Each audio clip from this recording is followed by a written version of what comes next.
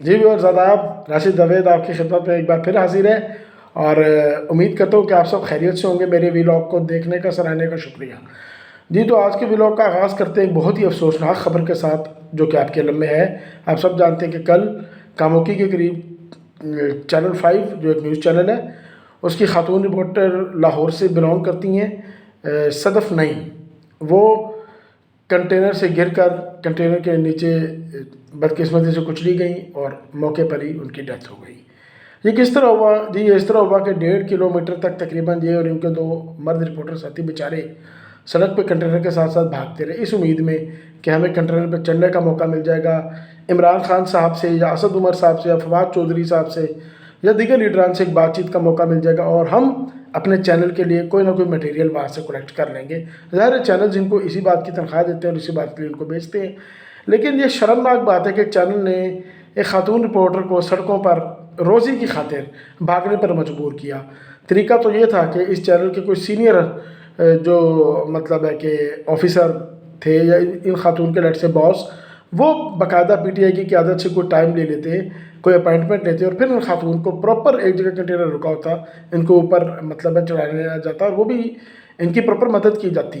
تو یہ بیچاری جو تھیں، رپورٹ یہ آئی ہے کہ ان کے 2 مرد ساتھی بھی تھک گئے، یہ بیچاری بھاگتی گئی۔ انہوں نے کہا میڈم رہنے دیں، موقع نہیں ملے گا، بہت رش ہے کنٹینر کے اوپر، دائیں بائیں بھی لوگ لٹکے ہوئے ہیں، تو میڈم رہنے دیتے ہیں، جب کسی وقت بھی یہ لوگ تھک جائیں گے یا لیٹ سے آج کے دھرنے کے آج کے لانگ مارچ کا اختتام ہونے لگے گا، اس وقت جا کے ہم بات کریں گے۔ لیکن اس بیچاری نے ہمت نہیں ہاری، یہ آگے بڑھی اور انہوں نے کنٹینر کے سائڈ وال پہ لگے ہوئے کسی ہینڈل کو پکڑا اور جیسے پائیدان ہوتا ہے یا جس کو آپ ریلنگ بھی کہتے ہیں، اس پہ پاؤں اپنا رکھا، اور اس دوران بیچاری کا جو ہاتھ ہے وہ سلپ ہو گیا اور یہ نیچے گری، اور ایسی بدقسمتی ہو گئی کہ یہ کنٹینر کی زد میں آ گئی، کنٹینر کے ویلز ان کے اوپر سے گزر گئے، ان کی ڈیتھ ہو گئی۔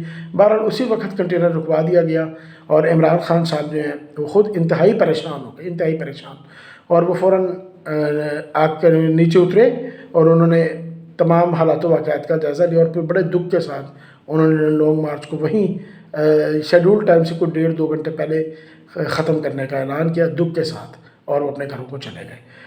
تو افسوس کی بات یہ ہے کہ دیکھیں، جو لوگ روزی روٹی کمانے گھر سے نکلتے ہیں، کس قدر بے رحمی سے ان لوگوں کی زندگیاں چلی جاتی ہیں، کتنے سانحات ہو جاتے ہیں، بہت ہی افسوس ہے۔ اور پھر یہ ہوا کہ آج عمران خان صاحب ان کے گھر بھی گئے، ان کی والدہ سے ملے، ان کو دلاسے دیے، اور اسی طرح مسلم لیگ نون کی جو خواتین تھیں، عظمیٰ بخاری، ثانیہ عاشق اور حنا پرویز بٹ، یہ بھی ان کے گھر گئیں اور انہوں نے بھی ان کی والدہ سے تعزیت کی، دلاسا دیا۔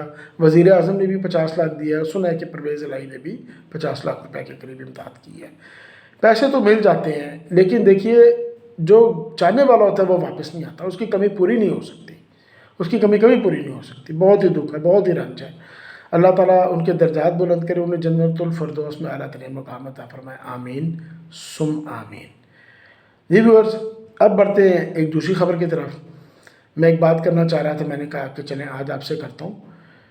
بڑا واضح طور پہ کچھ دنوں سے ہم سب دیکھ رہے ہیں، اور خاص طور پہ میں ضرور نوٹ کر رہا ہوں کہ مریم نواز کے ٹویٹر پہ مقبولیت میں کمی آئی ہے۔ یہ واقعہ بالخصوص وہاں سے ہوا ہے جب سے وہ ارشد شریف والی متنازع ٹویٹ ان سے ہو گئی۔ پچھلے پروگرام میں اس پہ بات کر چکا ہوں کہ مریم کا اس میں بہت قصور نہیں تھا، لیکن بات یہ ہوتی ہے کہ وقت بڑی ظالم چیز ہے۔ یہ وقت کی بات ہوتی ہے، کبھی کسی کی بڑی سے بڑی بات بھی، غلط سے غلط بات بھی اگنور ہو جاتی ہے، اور کبھی کسی کی چھوٹی سے چھوٹی بات بھی یا درمیانی سی بات بھی جو ہے وہ پکڑ میں آ جاتی ہے۔ تو مریم نواز کے لیے بس وہ ایک بیڈ مومنٹ تھا، اتفاقاً انہوں نے ارشد شریف کے لیے تھوڑا سا تلخ انداز میں اس وقت بول دیا کہ جی ہم میں سے ہر انسان کو یہ سوچنا چاہیے کہ یہ مقافات عمل ہے اور اس طرح اس کے ساتھ بھی ہو سکتا ہے۔ وجہ کیا تھی کہ کسی نے لکھ دیا تھا کہ جی یہ ارشد شریف صاحب جیسے یہ پارسلز کی باتیں کرتے تھے، جس وقت مریم کی والدہ اور بعد میں دادی کی میتیں برطانیہ سے پاکستان آئی تھیں، اس شخص کی میں انتہائی میں کہوں گا شرارت ہے، انتہائی شرمگیزی کہ اس نے اس طرح کی ٹویٹ کی۔ اور مریم نواز جو تھیں، انہوں نے اپنا سیاسی قد نہیں دیکھا، بلکہ صرف یہ دیکھا کہ میری ماں پہ بات ہے، تو انہوں نے فوراً جواب دے دیا۔ ٹھیک ہے، ایک انسانی ریئیکشن ہوتا ہے، میں مریم نواز کو غلط ہرگز نہیں کہنا چاہ رہا، بس وہ لمحہ غلط تھا، وہ وقت نہیں تھا یہ بات کرنے کا، کیونکہ پورا پاکستان ارشد شریف کی موت کے دکھ میں تھا، ہر کوئی دکھ میں تھا، کوئی کسی بھی پارٹی کو وہ دکھ میں تھا، اور آپ یقین کریں کہ جو مطلب ہے کامن سٹیزنز ہیں انہوں نے اس بات کو پسند کیا ہی نہیں جو مریم نے کہا. بے شک وہ مسلم لیگ نون کے لورز بھی ہیں, بے شک وہ پی ایم ایل این کے جتنے مرضی بڑے سپورٹر ہیں, دے آر فیلٹ کہ نہیں یار یہ مریم نے کیا کر دیا. اوپر سے خلیل الرحمان قمر نے بدتمیزی کر دی, کچھ اور لوگوں نے جی بھر کے مریم کو برا بلا کہا, کوسا ان پر تنقید کی, تنقید کے نشتر ان پہ مطلب ہے برسا دیے اور رچ کے ان کو کرٹیسائز کیا. اچھا تو اس کا یہ نقصان ہوا ہے کہ ڈیفینیٹلی اب ان کی مقبولیت میں ٹویٹر پہ خاصی کمی آئی ہوئی ہے. میں تو یہ دیکھتا ہوں کہ ٹویٹر پہ بابر اعظم بھی ایک ٹویٹ کر دینا تو ان کو بھی بہت ہی آرام سے 15-20 ہزار 25 ہزار لائکس مل جاتے, لیکن پی ایم ایل این کی قیادت کو اب اتنے لائکس نہیں ملتے, ان سے آدھے بھی نہیں ملتے. ان سے بھی برا حال ہے جواد احمد کا. کیا وجہ ہے؟ یک طرفہ طور پہ عمران خان پہ فائرنگ کیے جا رہے ہیں, کہتے ہیں اپنے آپ کو نیوٹرل ہیں, اپنے آپ کو ایک نئی چوائس کہتے ہیں کہ جی میں بھی ایک آپشن ہوں, لیکن مسلسل عمران خان کے خلاف یک طرفہ طور پر ٹویٹس کر کے اپنے مقبولیت گرا بیٹھے ہیں. تو دھیان کرنا چاہیے, تھوڑا بیلنسڈ رہنا چاہیے. ہر وقت یہ کہنا بہت ہی گھٹیا انسان ہے عمران خان, یہ وہ اس طرح کی زبان زیب نہیں دیتی جواد احمد صاحب کو. اب خود ایک پارٹی کے سربراہ ہے, بے شک پارٹی کامیاب نہیں ہے لیکن پارٹی تو ہے, وجود تو ہے. اچھا تو اب مریم نواز کو کیا کرنا چاہیے؟ ظاہر ہے ہم ان کے ہمدرد ہیں, ہم جانتے ہیں انہوں نے اور ان کے والد نے بہت قربانیاں بھی دی ہیں. کیا کرنا چاہیے یہ ان کی ہمدردی میں آج بات کروں گا. مریم نواز کو 2 کام کرنے چاہیے. پہلا کام یہ کرنا چاہیے کہ لندن سے اب پاکستان واپس آ جائیں. اس وقت لندن میں رہنا ان کو پولیٹیکلی نقصان دہ رہا ہے, یہ ان کے فیور میں نہیں جا رہا. بالخصوص جب یہ لانگ مارچ اب شروع ہوا ہے, اس وقت اگر مریم پاکستان میں ہوتی تو پی ایم ایل این کو زبردست سیاسی فائدہ ہوتا, بہت زبردست سیاسی فائدہ ہوتا. یاد رکھیے لندن سے بیٹھ کر بیان دینے اور پاکستان میں آن گراؤنڈ موجود ہونے میں زمین آسمان کا فرق ہے. نواز شریف بھی اس لیے اتنے موثر ثابت نہیں ہو رہے, آپ خود دیکھ لیں. اب وہ بات نہیں رہی ان کی بھی, کیونکہ ایک عرصے سے لندن بیٹھے ہوئے ہیں. لوگوں کو امید تھی کہ واپس آ جائیں گے, واپس آ جائیں گے. اب اپنے بھائی کی حکومت آئے بھی 6 مہینے سے اوپر ہو گئی, ابھی تک واپس نہیں آئے. وجوہات چاہے جو بھی ہیں لیکن ان کی بات میں پھر وہ اثر نہیں رہتا.